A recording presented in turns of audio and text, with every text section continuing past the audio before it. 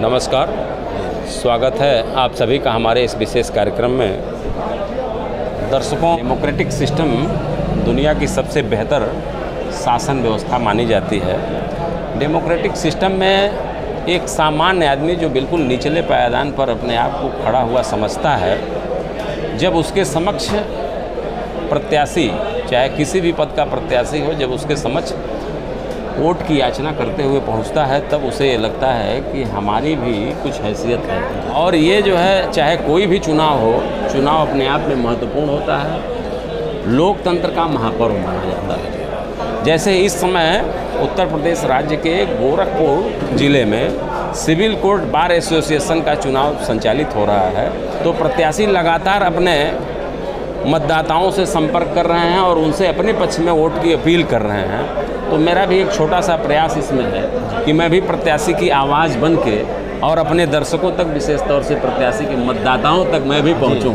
तो इसी सिलसिले में मैं प्रत्याशियों से बातचीत कर रहा हूं। आज हमारे साथ शांभवी नंदन पांडे जी हैं, जो उपाध्यक्ष पद, जो 10 वर्ष से ऊपर का होता है, उस पद पर आप चुनाव लड़ रहे हैं। तो शांभवी नंदन जी, आपका हमारे कार्यक्रम में स्वागत है। मैं चाह रहा हूँ कि आप अपने माता पिता और जो आपकी जन्मभूमि है, जहाँ आप पैदा हुए, और जो आपकी शैक्षणिक योग्यता है, जो प्राथमिक शिक्षा से लेकर और विधि तक की शिक्षा और विधि व्यवसाय तक का जो सफ़र है, उसके बारे में ज़रा अपने मतदाताओं को आप बताइए।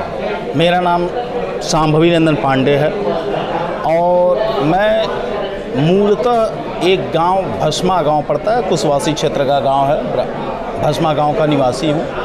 वर्तमान समय में चूँकि हमारा परिवार लगभग 15-20 वर्षों से भगुआ पार एक गांव बगल में पड़ता है, उस गांव में निवास करता है और मैं वहीं रहता हूं, चूँकि हमारे पिताजी का ननिहाल है, इस नाते वहाँ। हमारे पिताजी श्री जगदम्बा प्रसाद पांडे, मैं उनको ही अपना गुरु भी मानता हूं। वो जो है ग्रामीण बैंक में से सेवानिवृत्त है, मैनेजर के पद पर।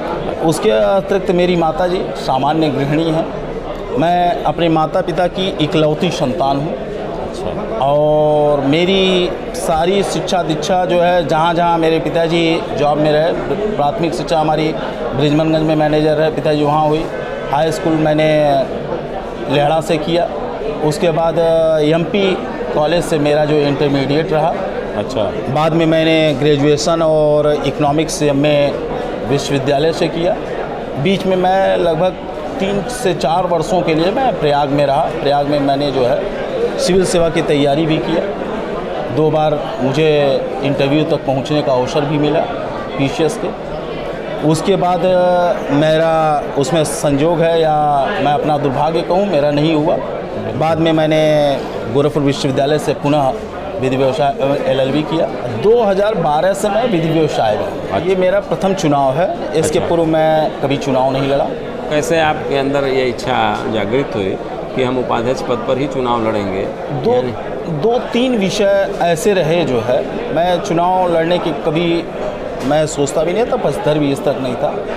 एक पहला विषय ये था मेरा कि जो अधिवक्ताओं के मेडिक्लेम की व्यवस्था के लिए मैंने कई बार कहा कि आप जो किसी अधिवक्ता के मरने पे अथवा उसकी बीमारी के समय 10,000, 20,000 या 50,000, 1 लाख रुपये आप दे देते हैं। आज के समय 1 लाख रुपए की कीमत इतनी भी नहीं है किसी अधिवक्ता के मृत्यु होने पे उसका परिवार उसका क्रियाकर्म और दाह संस्कार भी सही से कर सके। कम से कम 20 लाख रुपए की एक आर्थिक सहायता उनको बीमा द्वारा मिले। इस समस्या के साथ साथ इसको लागू कराना मेरी सबसे बड़ी प्राथमिकता इस विषय पे है। मरचहरी में तमाम सारी समस्याएं हैं, बहुत सारी समस्याएं हैं, इसके अतिरिक्त और भी तमाम समस्याएं हैं। तो समस्याओं की अगर फहरिस्त देखी जाए तो बहुत लंबी हो जाएगी।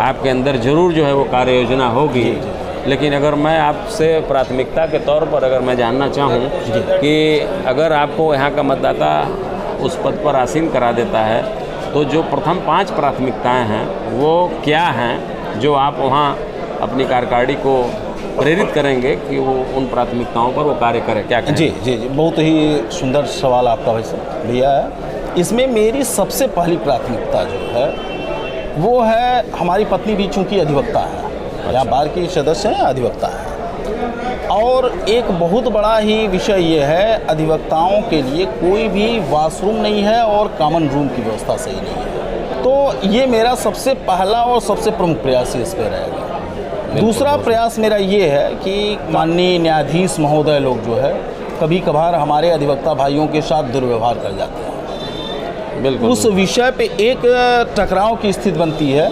उस टकराव की स्थिति से बचने के लिए एक समन्वय समिति का गठन किया जाए, जो उनके और अधिवक्ता भाइयों के उनके मामलों को जो है सुलझाने का प्रयास करें। तीसरा विषय मेरा जो है वो जो नवागत अधिवक्ता हैं, उन नवागत अधिवक्ताओं को बैठने की जो सुचारू व्यवस्था नहीं हो पा रही है, तो एक मल्टी लेवल चैम्बर की व्यवस्था के लिए हम अपनी कार्यकारिणी से निवेदन करेंगे कि सारे अपने गले शिकवे बुलाकर और एक बार माननीय मुख्यमंत्री जी के समक्ष जो है हम लोग अपने इस प्रस्ताव को रखें, जिससे हमारे वहाँ भी चैम्बर का निर्माण हो सके।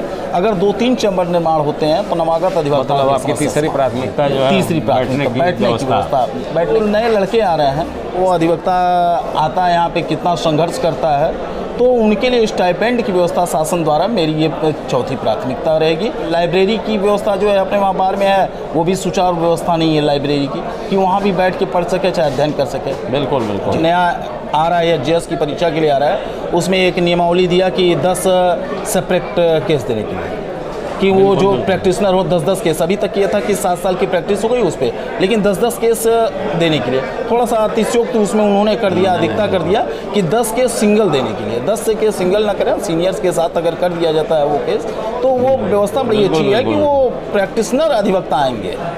ये मेरी चौथी बात होगी।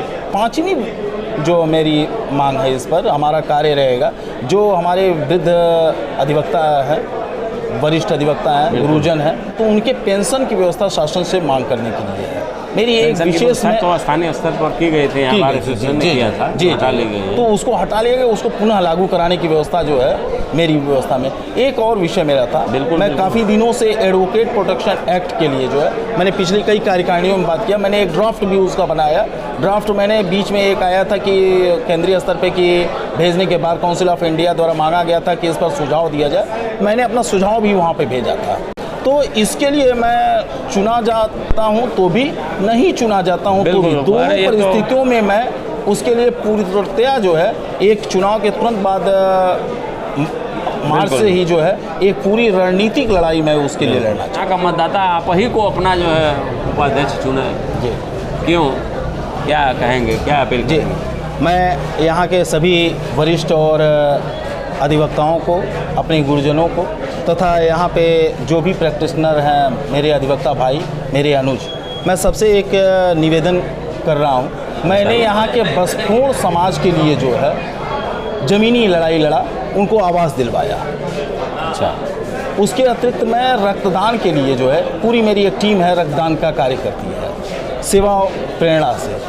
कचहरी के अंदर जितनी भी लड़ाइयाँ लड़ी गई हों, उन लड़ाइयों के लिए मैं बढ़ चढ़कर और हमेशा कार्यकारिणी में रह के, किसी अधिवक्ता के साथ कोई भी समस्या हुई तो मैं पूरी टीम, मेरे जूनियर 7-8 जूनियर मेरे पास है और पूरी एक अच्छी टीम है, मैं उनके साथ उस जगह पे तुरंत पहुंचता हूं। से मेरी निवेदन है मैं कि मुझे जो है जी निर्वाचन की मांग है कि मुझे 10 वर्ष से ऊपर उपाध्यक्ष पद के लिए आप अपने बहुमूल्य मतों से विजयी बनावें। शांभवी नंदन जी, आपका बड़ा ही समय, महत्वपूर्ण समय चल रहा है एक प्रत्याशी के लिए, चुनाव प्रचार, वो भी बिल्कुल चुनाव नज़दीक है, 20 फरवरी को होना है, तो उस मैंने आग्रह किया और उसको आपने नहीं उस आपका तो ये बहुत ही धन्यवाद है, आप यहाँ आए और आपने अपनी बात को बताया ताकि ये बात आपके मतदाताओं तक पहुँच सके। इसके लिए आपको बहुत बहुत धन्यवाद।